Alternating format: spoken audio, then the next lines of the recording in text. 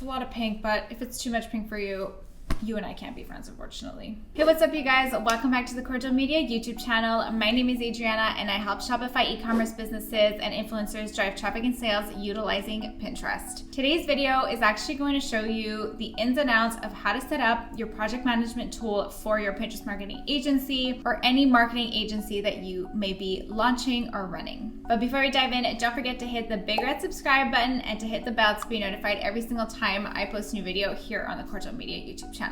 Without further ado, let's dive into the video. So the project management tool that I choose currently is ClickUp. I actually love ClickUp. When I first started using it, I didn't like it so much. I thought it was a bit confusing and I didn't really understand how to use it.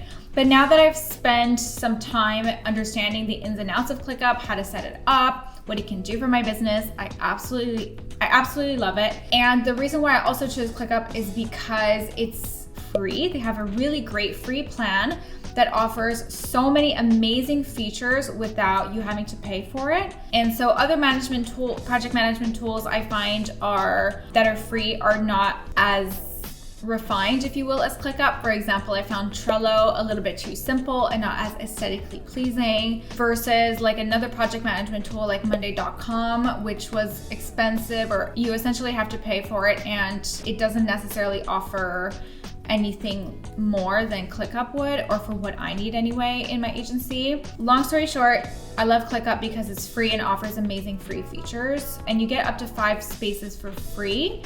So you can obviously, set up your ClickUp as you want, but I'm gonna show you how I like to set up my ClickUp and how I divide my client work and all that stuff. Keep in mind that the project management tool is really to help me manage my workload and my team's workload.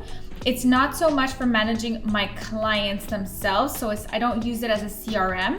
I use Dubsado for my CRM, but for project management exclusively, ClickUp is amazing. I was disappointed that I couldn't really manage my clients through a CRM via ClickUp as well as I wanted to, but it's all right. It's not a big deal. I'm happy to use 2 tools if it means that both work really well, which I really do like Dubsado for my CRM. So there's that. All this to say that let's hop into the computer. I'm going to show you how I set up my ClickUp, and yeah, we can dive right in. All right, so we are in ClickUp, and I've kind of set it up in a way for you to kind of have an idea of how I set up my own ClickUp. And the reason why I can't show you my own ClickUp 100% is because of client confidentiality. There we go.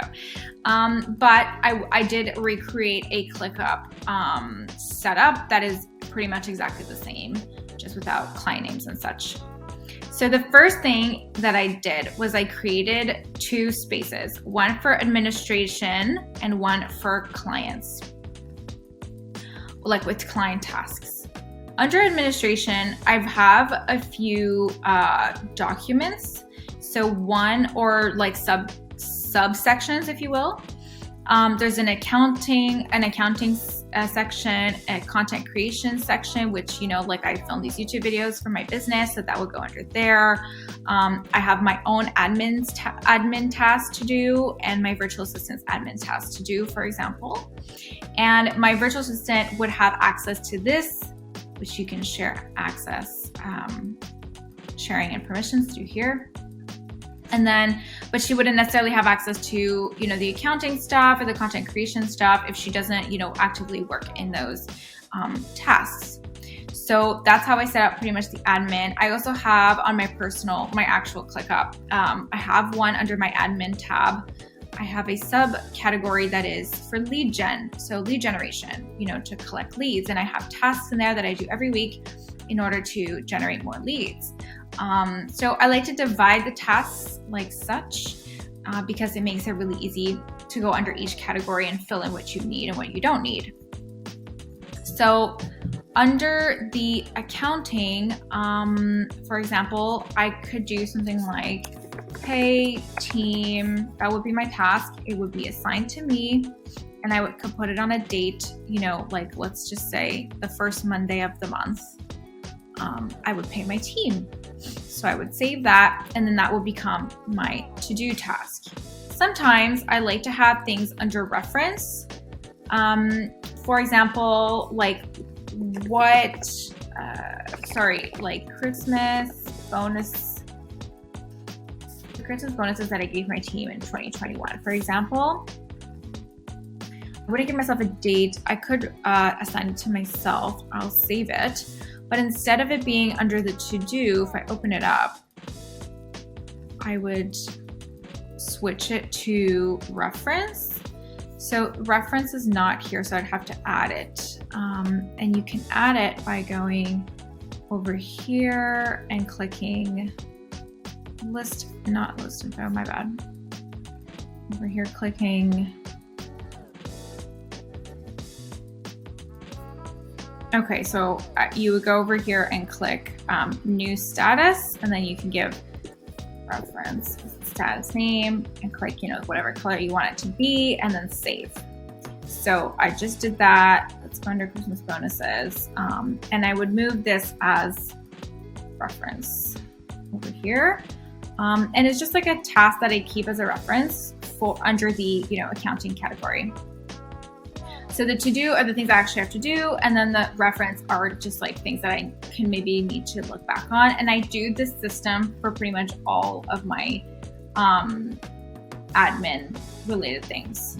So there's that. Then you can always add a priority, a due date, and you can like decide your columns over here by going through here. So I could choose to see the status as well. Show, hide, status. It saves, and there you go. Now I can even see the status over here. Once that's done, I like to do, complete, and then it disappears. Or you can have it to show your closed, but right now your closed task, but right now it's not showing my closed task because it's just clutter for nothing if it were to show my closed task too. So that pretty much goes around for the admin stuff. What I add to my virtual assistant's admin stuff usually are her logins under reference. And then what she has to do would be like a training or of some kind. I would add her a training. So like watch training number 5 on keywords, for example. I would save it. I would actually change the assignee to my VA if she was here, which she's not, and then I would set the due date for whenever I'd want her to complete it. I don't usually set the priority, but you can if you want to. It's totally up to you. I'm gonna set this as closed now that this is not actually a real task. There we go. Next are how I like to organize the client spaces. So I create like a folder for each client. And under each folder, there are all the action items listed over here. And so that way I'm able to see like everything that has to get done, whether it be now or in the coming weeks. So let's say we were like reporting, let's just say reporting was due today. I could see that I'd have to send reporting today. If I had to optimize my ads, I could do that like tomorrow. Here, let's say. So I list everything that I have to do for client work, which is usually like optimizing my ads twice a week, sending reporting every 2 weeks or on the first of the month. For some clients, we do both. And then let's say like something comes up like design 2 new creatives ads. I would either assign it to myself or assign it to maybe my graphic designer. I would set the due date to do that, and then I would save it under the to-do. Under reference for clients, I always keep a few things. So optimization notes. So every single time I make an optimization, I write it as a comment and then optimization notes. For example, like this on June 6th, launched 2 new campaigns. Let's say we're September 29th. I could write something like, I don't know, removed site visitors, audience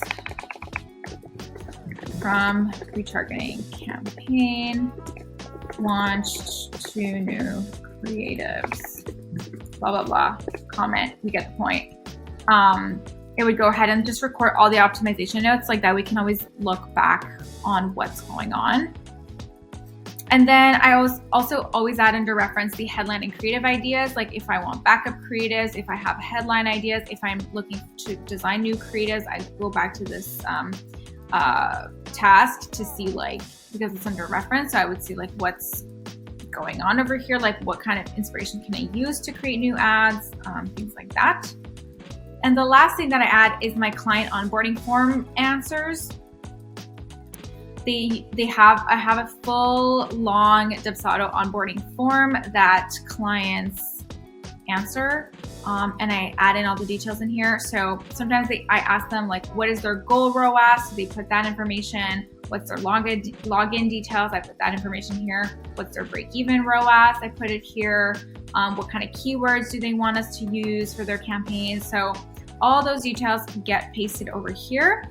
And like that, it's always easy to go back under the client action items and see all the details needed without having to bother the client or even having to open my CRM.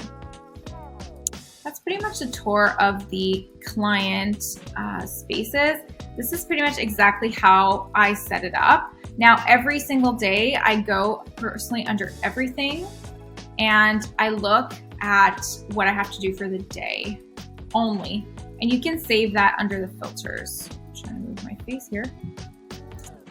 So I would select the assignee filter as myself. And then I would add a second filter that says due date as today. The only caveat with this is if you have a task that doesn't have a due date on it, you're not going to see it in your everything window. Now I'm going to choose to save this window because I like to see this window this way. So like that, every time I go to click under everything, it'll remember these filters and I'll be able to see exactly what I have to do. So if I have to do like send reporting for a client, it'll come up here. If I have to design creatives, it'll come up here.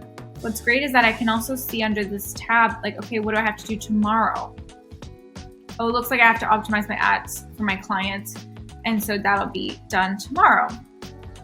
And then let's say I wanted to see what I was doing on a specific day. We'll just go under here under exact date and select a day. Let's say next Tuesday, for example, and see, oh, doesn't look like I have any scheduled tasks. Great, maybe I can, schedule a task or whatever. So that's pretty much how I set up my ClickUp as an agency. Yeah, let me know if you have questions. All right, so you know exactly how to set up your ClickUp for your marketing agency. If you are interested in running promoted pins, or you may have clients that are running promoted pins and you need a bit of guidance, feel free to hop on a call with me. You and I can chat about the Pinterest account, the Pinterest ads, and we can see if we're a good fit to work together. On that note, I'm gonna wish you a lovely rest of your day and we will see each other in the next video. Bye for now.